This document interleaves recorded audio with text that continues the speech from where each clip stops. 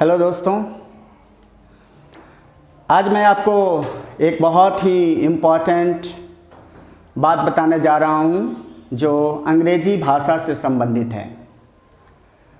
मेरा नाम AB Singh and मैं इंग्लिश ट्रेनर हूँ। I teach English to college students.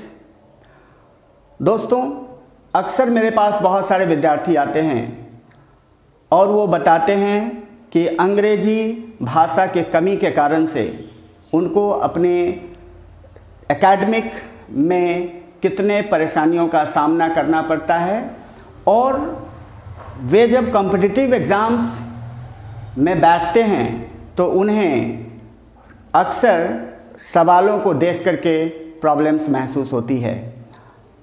मेरे पास कुछ ऐसे इम्पॉर्टेंट टेक्निक्स हैं जिसकी सहायता से आप अपनी बहुत सारी परेशानियों को जो आपको अंग्रेजी से संबंधित है उससे आप दूर कर सकते हैं। तो मैं आपको सबसे पहले बेसिक बताता हूं, क्योंकि अंग्रेजी का बेसिक्स की कमी के कारण से लोगों को बहुत सारी परेशानियों का सामना करना पड़ता है, उन लोगों को जो अंग्रेजी सीखना चाहते हैं। दोस्तों, जैसा कि आप जानते हैं कि अगर आप घर बनाना चाहते हैं तो उसके लिए पहले फाउंडेशन का स्ट्रॉन्ग होना बहुत ही ज़रूरी होता है। अगर हमारा फाउंडेशन कमज़ोर हो तो निश्चित रूप से हमें बिल्डिंग बनाने में बहुत परेशानियों का सामना करना पड़ेगा। तो दोस्तों, सबसे पहले मैं आपको फाउंडेशन की बात बताता हूँ, इंग्लिश के फाउंडेशन की बात बताता हूँ कि अंग्रेजी में आधार क्या है, उसकी शुरुआत कैसे होती है और इस परेशानी से आप कैसे दूर अपने को कर सकते हैं, ये मैं बताने जा रहा हूँ। सबसे पहले आपने बचपनावस्था में देखा होगा, आपने सीखा होगा ABCD 26 लेटर्स जिन्हें हम अल्फ़ाबेट कहते हैं। ध्यान रखिएगा, अल्फ़ाबेट। तो अल्फ़ाबेट हम जानते हैं A to Z अल्फ़ाबेट कहलाता है और इसके जो 26 लेटर्स हैं उन्हें हम लेटर्स कहते हैं।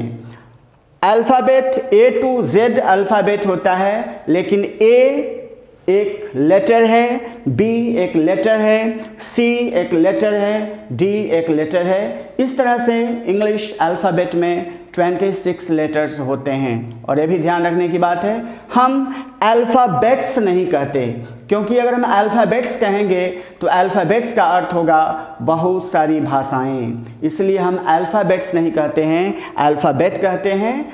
और इंग्लिश अल्फ़ाबेट में 26 लेटर्स होते हैं और आपने ये बचपनावस्था में सीखा होगा। प्लस इसके साथ साथ हमने ये भी सीखा है अपने बचपनावस्था में कि ये जो 26 लेटर्स हैं उनको हम दो भागों में बांटते हैं, कैपिटल एंड स्मॉल। ये बेसिक है, हमें इसकी ज़रूरत है, इसलिए हमें जानना चाहिए। हम कैपिटल और स्मॉल लेटर्स जानते हैं। बचपनावस्था में हमें सिखाया गया है कि जब हम किसी वाक्य को स्टार्ट करते हैं तो कैपिटल लेटर से शुरू करते हैं और उसके बाद हम स्मॉल लेटर्स का प्रयोग करते हैं। कभी कभी हम बीच बीच में भी कैपिटल लेटर्स का प्रयोग करते हैं। कहाँ करते हैं कैपिटल लेटर्स का प्रयोग, यह एक अगला प्रश्न है। आप धीरे धीरे बहुत सारी बातों को सीखेंगे। फिलहाल हम ये जानते हैं कि हम कैपिटल एंड स्मॉल लेटर्स हैं हमारे पास, और उन कैपिटल लेटर्स को हम 3 भागों में बांटते हैं। वावेल, ध्यान रखिएगा उच्चारण पर, वावेल न कि vowel, Wavell and consonant and semi Wavell. Wavell, consonant, semi Wavell आपने बचपनावस्था में सीखा है। उसी तरह से स्मॉल लेटर्स को भी हम 3 भाग में बांटते हैं, Wavell, consonant and semi Wavell. तो दोस्तों, आप जानते हैं कि वावेल 5 हैं, A, E, I, O, U। इसी तरह से 2 सेमी वावेल होते हैं, W एंड Y, और बाकी 19 लेटर्स कॉन्सोनेंट कहलाते हैं। उसी तरह से स्मॉल में भी वावेल, कॉन्सोनेंट एवं सेमी वावेल होते हैं और 2 सेमी वावेल, यहाँ भी 2 सेमी वावेल होते हैं, 19 कॉन्सोनेंट्स होते हैं और 5 वावेल्स होते हैं। तो दोस्तों, इन सारी बातों को हम लोगों ने अपने बचपनावस्था में सीखा है, इसमें कुछ ज़्यादा सीखने की बात नहीं है। लेकिन अब जो इम्पॉर्टेंट बात है कि ये जो लेटर्स हैं, ये जो कैपिटल लेटर्स हैं, ये जो स्मॉल लेटर्स हैं, इन्हीं की सहायता से हम बनाते हैं वर्ड। और वर्ड बड़ा ही इम्पॉर्टेंट है दोस्तों। अगर हमारे पास वर्ड्स की कमी है, अगर हमारे पास शब्दों की कमी है, तो हम अंग्रेजी न बोल सकते हैं, न समझ सकते हैं, और ना ही हम कॉम्पिटिटिव एग्ज़ाम्स के प्रश्नों का सही जवाब दे सकते हैं। हमें अगर न्यूज़पेपर भी पढ़ना हो तो उसके लिए हमें वर्ड पावर की आवश्यकता होती है।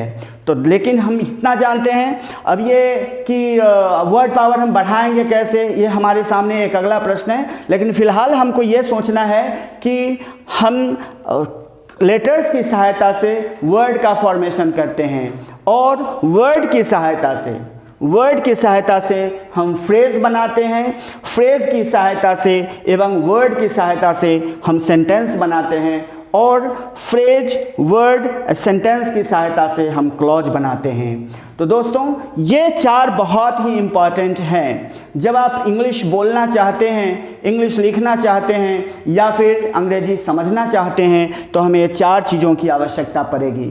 हमें ये जानने की ज़रूरत है कि हम ये 4 चीज़ का निर्माण कैसे करते हैं, हम वर्ड पावर को, अपना वर्ड्स को कैसे हम डेवलप करते हैं, हम कैसे फ्रेज बनाते हैं, और हम कैसे सेंटेंस बनाते हैं, हम कैसे क्लॉज बनाते हैं। ये सब हमें सीखने की आवश्यकता है। वर्ड क्या है, फ्रेज क्या है, सेंटेंस क्या है, क्लॉज क्या है, ये सभी मैं आपको अगले वीडियो में बताऊंगा। Thank you.